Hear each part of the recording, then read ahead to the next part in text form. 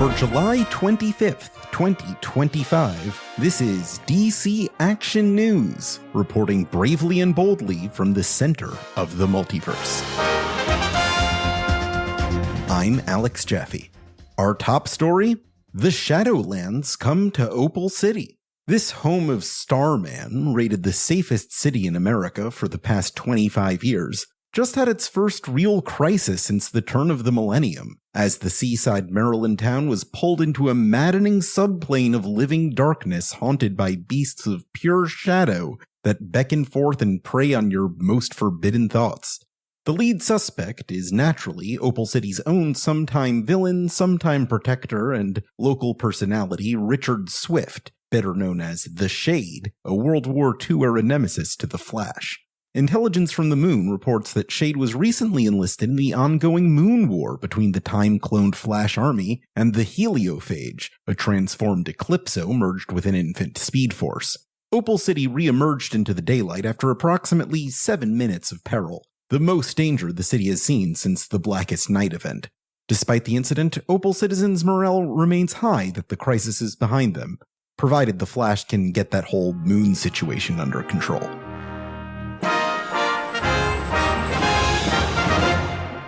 In celebrity news, Roy Harper, the ward of billionaire Oliver Queen and former drummer of Great Frog, was admitted to the hospital last night on a drug overdose. The Queen family's legal representation issued a statement that Harper, known for a checkered history with illegal substances, was allegedly the victim in a drug arrow shooting by a new underworld figure being called the Crimson Archer. Convenient. When approached for further comment, we discovered that Harper had already awoken from Star City Hospital and has already checked himself out.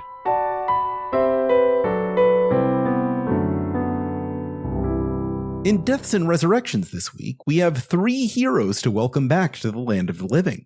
The first is, once again, Airwave. Mr. Terrific, determined not to list the young hero as dead following the Watchtower Inferno crisis, successfully retrieved the young hero's scattered tachyons across the time stream to reincorporate him on the material plane. Time travel, at this moment in time, is still considered inadvisable. Next are 2 long-lost heroes retrieved from the far reaches of space as Green Lantern Kyle Rayner and crew return from an expedition to the edges of the universe. Perhaps most surprising is the return of archaeologist Dan Garrett, the original Blue Beetle, returned under yet unknown means bearing the new mantle of the Silver Scarab. Rayner and crew's final rescue? Aya, a Green Lantern construct given sentience by Oa's central power battery that we, frankly, didn't even know existed in this universe until now. What this means for Aya's long-rumored relationship with former Red Lantern turned former Blue Lantern turned current Green Lantern Razor, we at DC Action News have yet to learn. Gotham, the multiverse, and more after this. Sup, fanboys, fangirls, lads, lasses, kids, fives. It's me, your boy, Superboy Prime, the one, the only, the main man. I know that's someone different. Shut up. I'm here to tell you that I'm gonna be back in Joshua Williamson's Superman, and you suckers better buy it this time. Because I'm sick of being in comic book limbo, where everything's high concept. So if you want to see me team up with the other guy to fight Darkseid's Legion of Superheroes, you know that I'm known for showing those dorks what's what. So check it out, Joshua Williamson's Superman. See me do what I do best. Kick ass, take names, and be the original goddamn Superboy.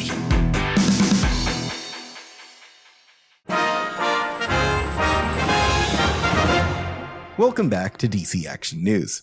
And now, the Gotham City Nightlife Report.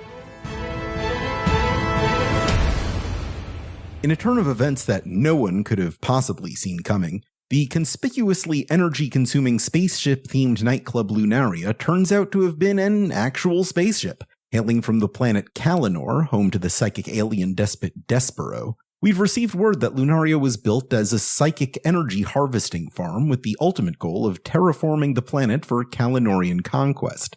The invading spaceship/nightclub took off into the night sky in what we can only assume was the result of some Gotham-based hero accordingly handling the problem with speed and efficiency. We're going to say Ragman? Sure. Farther uptown, we have new reports coming in of a Bat family feud. Batman and Batgirl, the red-haired one, were spotted in a rooftop-spanning all-out brawl over the rain-slick skyline of Gotham City.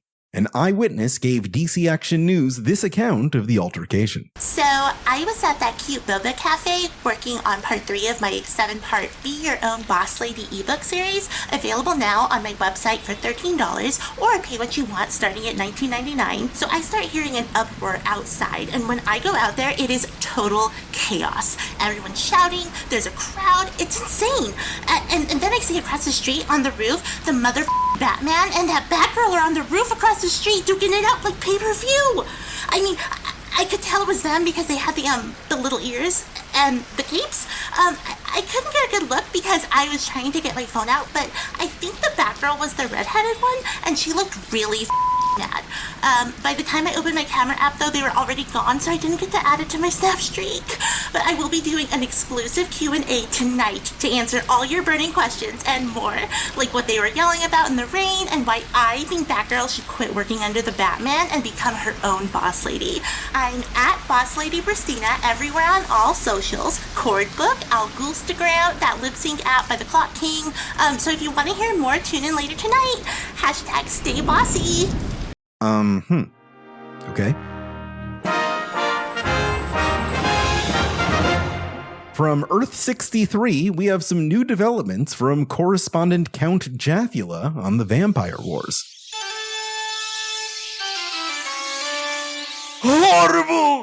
Horrible tragedy has struck this world, which itself is a vampire. In the throes of a rousing, inspiring speech by our formerly beloved Queen Gordon to unite with the human filth against the new god, greater filth, our leader was murdered by the wretched vampire hunter Damian Vane, plunging a stake through her heart. The tragedy here, of course, is that we ever placed our faith in such a weak, pathetic, false messiah who could fall so easily to a mere child. Hail to the dark, immortal Queen Diana! Forever may she reign in the night eternal! In an uncharacteristically magnanimous act of good faith, the Human's Green Lantern, an old British man named Alfred Pennyworth, executed Wayne for the crime of regicide. The gesture should be enough to keep our alliance stable. For now, after a long night of feasting on the necks of gods, we shall see what shall be served on the menu tomorrow. Blech! Thank you, Count Jaffe. Condolences on your loss, and long live the new queen.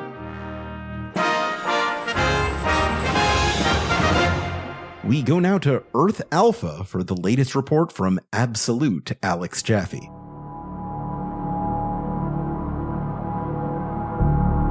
Dark side is...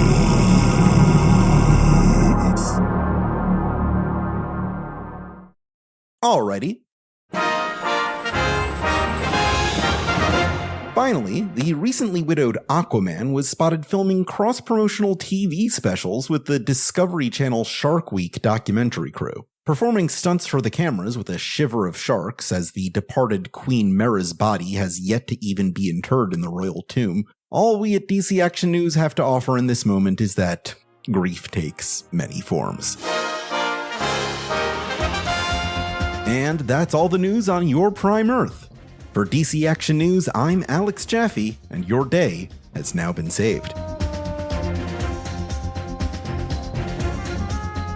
For more on these developing stories, read The Flash, Bad Moon Rising Special, Green Arrow number 26, Justice League Unlimited number 9, Green Lantern number 25, Superman number 28, Gotham City Sirens Unfit for Orbit number 4, Batman number 161, DC vs. Vampires World War V number 11, Absolute Martian Manhunter number 5, and Aquaman Discovery Shark Week Limited Edition Air Jaws Allies. DC Action News was created by Alex Jaffe and produced by Alex Jaffe and Esper Quinn.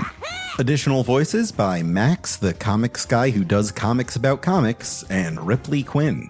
This is a listener-supported broadcast. Your contributions to patreon.com/DCActionNews are what keep us running. The views and opinions expressed in this podcast do not necessarily reflect those of DC or Warner Bros. Discovery, nor should they be read as confirmation or denial of future DC plans. Never stop reading comics.